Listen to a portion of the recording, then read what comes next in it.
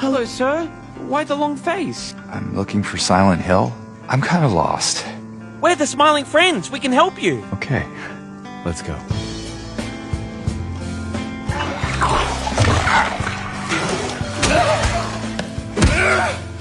You had to do it, man. It's okay.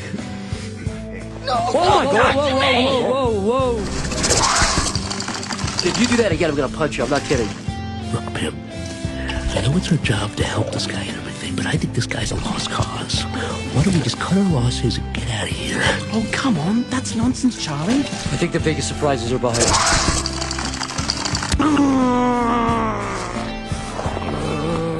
Dude, I warned you. I said I was gonna do that if you did that again. Are you alright? I think he's possessed, man, but don't worry, my uncle taught me exactly what to do in a situation like this.